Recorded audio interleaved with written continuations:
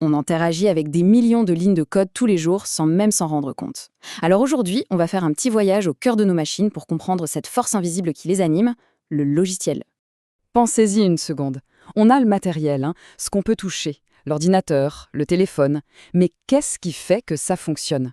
Quelle est cette étincelle, cette intelligence qui anime le métal et le silicium? Eh bien, c'est exactement ça, le fameux fantôme dans la machine. Et aujourd'hui, on va essayer de le démystifier ensemble. Alors, pour comprendre comment tout ça fonctionne, le plus simple, c'est de commencer par la base. Vraiment, la toute petite brique qui construit tout le reste. Allez, on plonge directement au cœur du réacteur, là où tout démarre. Donc, à la base de tout, mais vraiment de tout, il y a ce qu'on appelle un programme. C'est un peu comme une recette de cuisine, on va dire, mais une recette est d'une précision chirurgicale. C'est juste une liste d'ordres que la machine va suivre à la lettre sans jamais dévier. C'est sa partition et elle ne peut en jouer aucune autre. Et justement, si un programme, c'est une seule partition, eh bien, un logiciel, c'est l'opéra en entier. C'est tout un ensemble de programmes super bien organisés qui vont bosser ensemble pour faire quelque chose de bien plus complexe. Et c'est ça qui rend la machine vraiment, vraiment utile. Mais attention, faut pas croire que tous les logiciels se ressemblent. Pas du tout. En fait, il y a une grande division, comme deux familles bien distinctes qui ont des rôles complètement différents. Et voilà la grande différence. D'un côté, on a ce qu'on appelle le logiciel système. Pensez-y comme les fondations de la maison, ce qu'on ne voit pas mais qui est indispensable. Et de l'autre côté, on a le logiciel d'application. Ça, c'est plutôt les meubles, les objets qu'on utilise tous les jours pour travailler, s'amuser, communiquer. Bon, commençons par les fondations, d'accord? Le logiciel système, c'est un peu le chef d'orchestre invisible de l'ordinateur. Son boulot, c'est de s'assurer que tous les composants de la machine jouent leur partition au bon moment, en parfaite harmonie. C'est exactement ça son rôle. Et son importance est vitale. C'est simple, ce logiciel, qu'on appelle plus communément le système d'exploitation, c'est le grand Manitou, le grand organisateur. C'est lui qui gère la mémoire, le processeur, les fichiers, tout.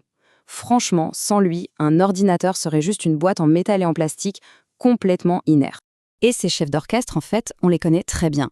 On a eu les pionniers comme MS-DOS, et puis bien sûr les géants d'aujourd'hui, Windows, macOS, Linux. C'est vraiment eux qui donnent à nos machines leur personnalité, leur caractère et surtout leur efficacité. Allez, on passe maintenant à la partie visible de l'iceberg. Les logiciels qu'on connaît le mieux, ceux qu'on lance tous les jours, les fameuses applications. Ce sont en quelque sorte nos outils spécialisés, chacun étant conçu pour une mission bien précise. Alors d'abord, on a tout ce qui est pour la productivité. Ce sont ces outils qui ont carrément transformé nos ordinateurs en bureaux numériques. Ils nous aident à travailler, à nous organiser, bref, à être productifs. On pense évidemment aux grands classiques, Word pour écrire, Excel pour les chiffres, PowerPoint pour faire des présentations. C'est vraiment le cœur de la bureautique moderne. Ensuite, il y a tout ce qui est pour la créativité. Parce qu'un logiciel, ce n'est pas juste pour travailler. C'est aussi un outil incroyable pour créer, que ce soit de l'art ou des plans d'ingénieurs. On a par exemple des toiles numériques comme Paint ou bien sûr le mastodonte Photoshop pour retoucher des images.